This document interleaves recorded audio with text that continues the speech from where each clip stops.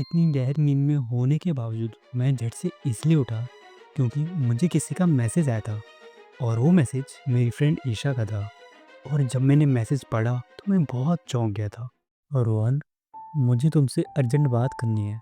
अगर आज तुम नहीं आए तो शायद अगली सुबह तुम मुझे जिंदा ना पाओ। आखिरकार ईशा ने मुझे ऐसा मैसेज क्यों किया था? क्या हो गया था उसके साथ?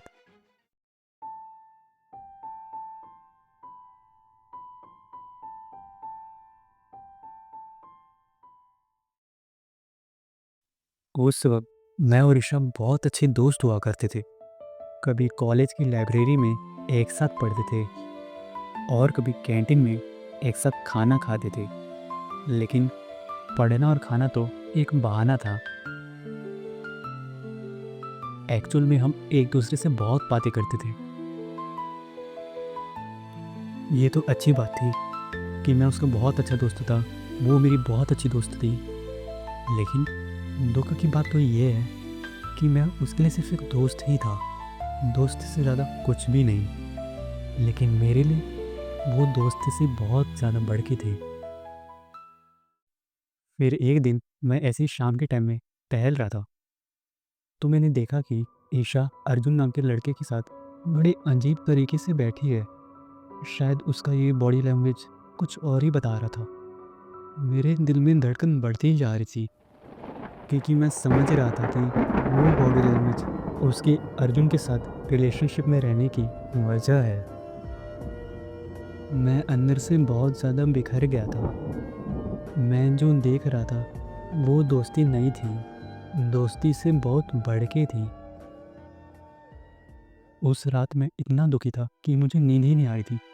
पर जैसे तैसे मैं सो गया और जैसी ही आधी रात हुई, अचानक से मेरे फ़ोन का नोटिफिकेशन बजता है। मुझे किसी का मैसेज आया हुआ होता है और वो मैसेज मेरी फ्रेंड ईशा का था। और जब मैंने मैसेज पढ़ा मैं बहुत ही ज़्यादा चौंक गया था। और रोहन, मुझे तुमसे अर्जेंट बात करनी है। अगर आज तुम नहीं आए तो शायद अगली सुबह तुम मुझे ज़िंदा ना पाओ।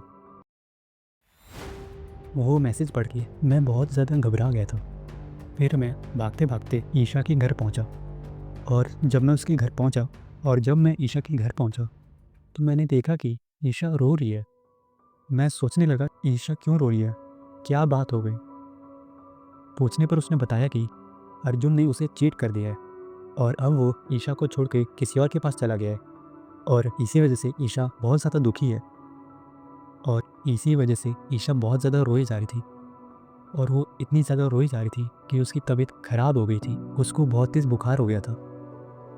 और फिर मैं बिना देर किए उसको हॉस्पिटल ले गया। फिर वहाँ पहुँचने पर डॉक्टर ने वहाँ बोला कि वैसे तो वो ठीक है लेकिन उसको थोड़े आराम की ज़रूरत है। उसके बाद मैं उस रात अपने घर गया ही नहीं।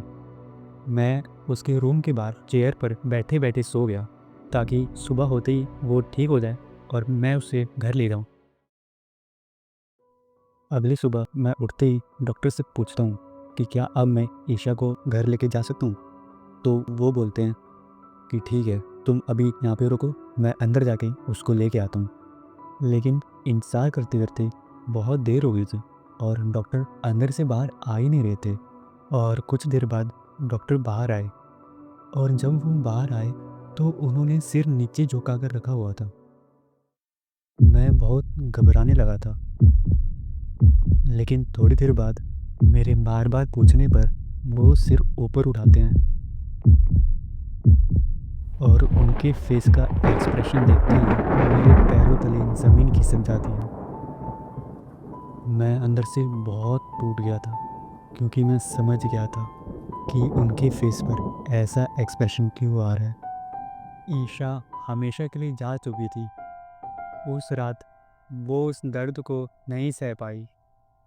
अर्जुन ने जो उसके साथ किया था वो उसको नहीं सह पाई और रात में ही वो हमेशा के लिए इस दुनिया को छोड़ के चले गया। ईशा की मुझे अब भी बहुत ज़्यादा याद आती है।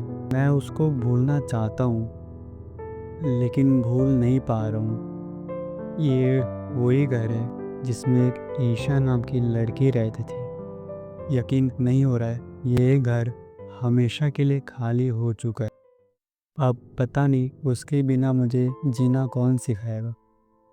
एक वही थी मेरे जीने की एकमात्र वजह, लेकिन अब वो भी हमेशा के लिए जा चुकी थी।